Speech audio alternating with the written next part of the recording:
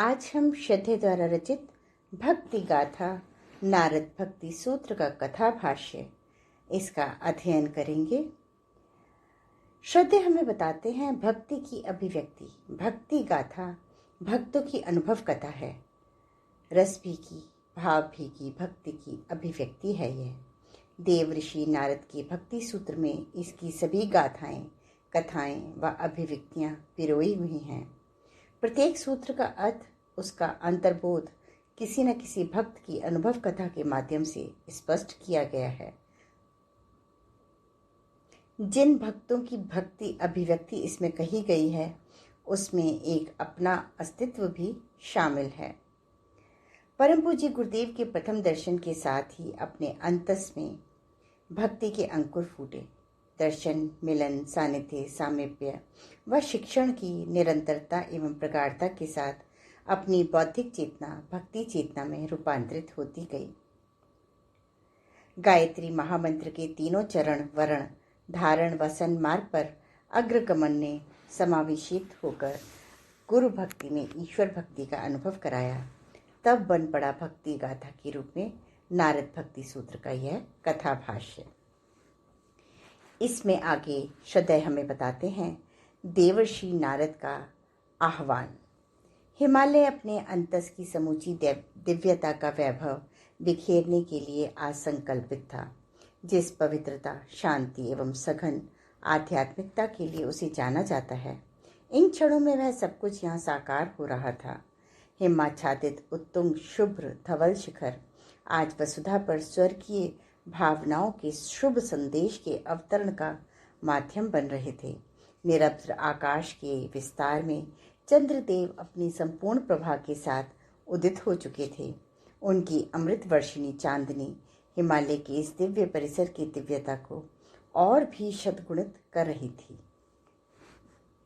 चारों ओर हिम शिखरों से घिरी यह घाटी सब भांति न केवल अद्भुत बल्कि अगोचर थी।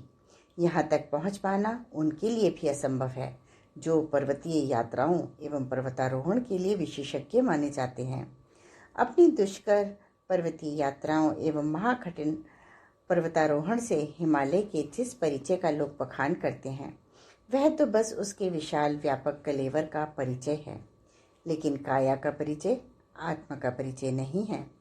हिमालय की आत्मा का परिचय तो उन्हें ही मिलता है जिस पर देवों और ऋषियों की कृपा होती है। हिमालय में जलधाराओं के अनेकों स्रोत हैं।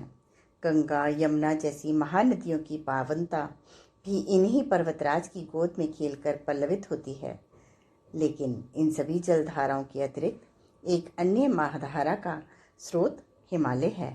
यह महाधारा तप की है, जिसका पावन उद्गम हिमालय की आत्मा है, जिसके सम्मोहक सौंदर्य के सामने यहाँ का समस्त प्राकृतिक सौंदर्य फीका है। इस रहस्य को यहाँ निवास करने वाली महाविभूतियों की कृपा के बिना समझा नहीं जा सकता। इस अतुलनीय सौंदर्य की एक झलक भी जिन्होंने अपने स्वप्न अथवा समाधि में पाई है, वे इन पंक्तियों के मर्म का स्पर्श संभवतः कर सकते हैं।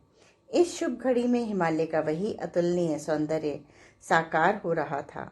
देवों और ऋषियों के मिलन के इस दिव्य केंद्र में आज अलौकिक जागृति थी। युगों युगों में महातप में संलग्न दिव्य आत्माएं एकत्र हो रही थीं। दिव्य देहधारी कतिपय विशिष्ट देवगण यहाँ आए हुए थे। महः जनः तपः लोकों के प्रतिनिधि महर्षियों की दिव्यता भी यहाँ आलोकित थी। धरती के महान तपस्वियों का भी हिमालय की आत्मा ने आवाहन किया, सो वे भी उपस्थित थे। जिनकी गाथाएं वेदों, पुराणों और संसार के विभिन्न धर्म ग्रंथों में कही सुनी जाती हैं, उन सभी का सारभूत तत्व यहाँ सघन हो रहा था। हिमालय की शुभ्रता एवं चंद्रदेव की चांदनी की धवलता इन सब के तप की महाप्रभा से मिलकर समूचे वातावरण को ज्योतित कर रही थी। इस दिव्य घाटी की एक विशिष्ट शिला पर अचानक 7 ज्योतिपुंजों का अवतरण हुआ। इन्हें देखते ही सभी ने श्रद्धापूर्वक सिर झुकाया। वे ज्योतिपुंज कुछ पलों में ही मानव आकृतियों में बदल गए। वे मरीचि, अत्रि, अंगिरा, पुलस्त्य, पुलह, क्रतु, एवं वशिष्ठ थे।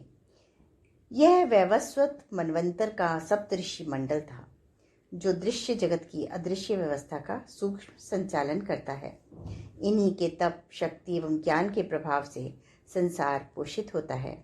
उनके इस कार्य में सभी तपोधन, महर्षि एवं देवगण सहयोग करते हैं, परंतु आज यह सप्तऋषि मंडल चिंतित था।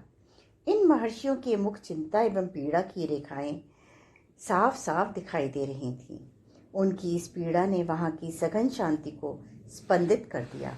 एक अपूर्व सात्विक उद्वेलन उस दिव्य परिसर में संव्याप्त हो गया।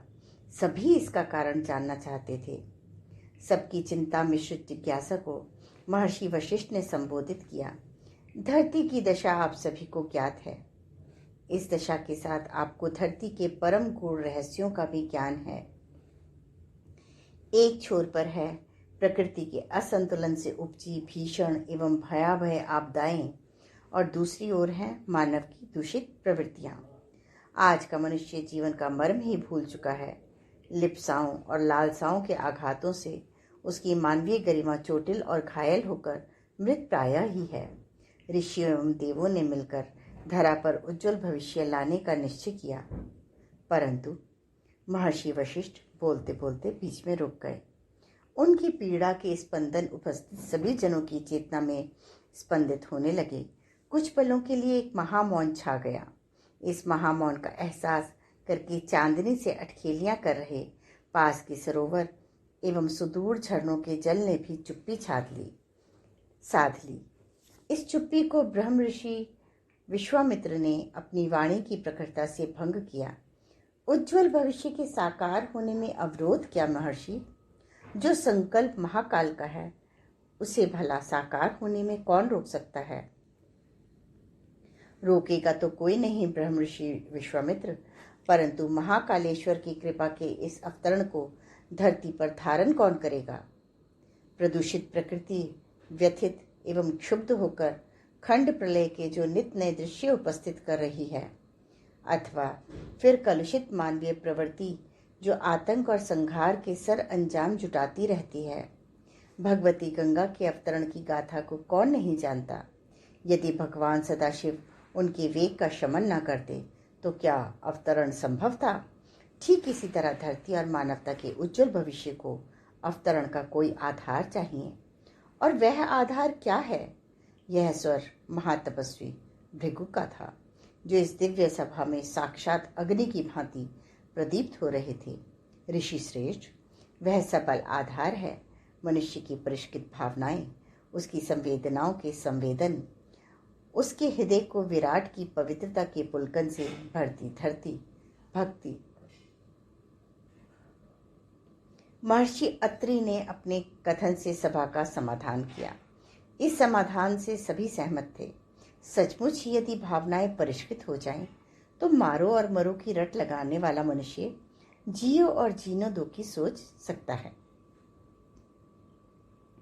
और तभी लग पाएगा उसकी कुत्सित एवं कलुषित लालसाओं पर अंकुश, जो प्रकृति को कुपित एवं क्षुब्ध किए हैं। भावनाओं का परिष्कार भक्ति के बिना संभव नहीं है। महर्षि वेदव्यास ने बड़े धीमे स्वर में यह बात कही।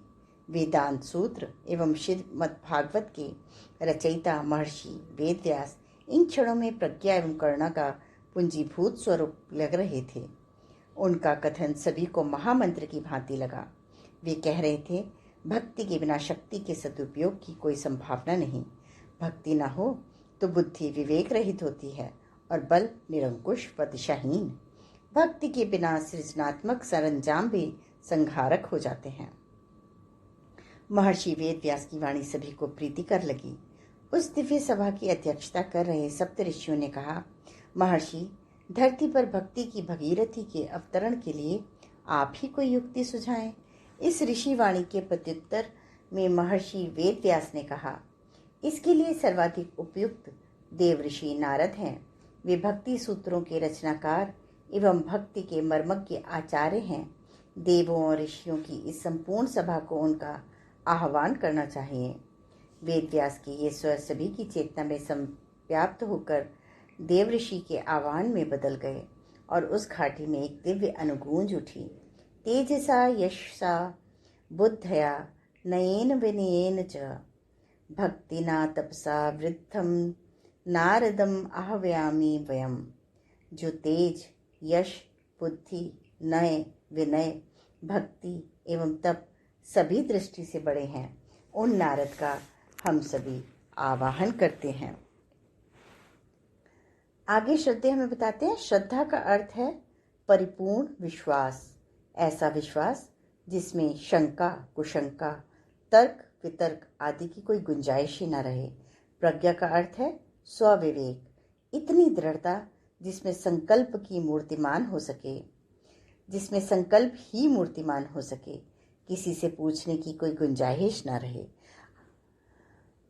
अगले स्वाध्याय में श्रद्धा हमें बताएंगे वासनाओं की भावनाओं में रूपांतरण की कथा। धन्यवाद।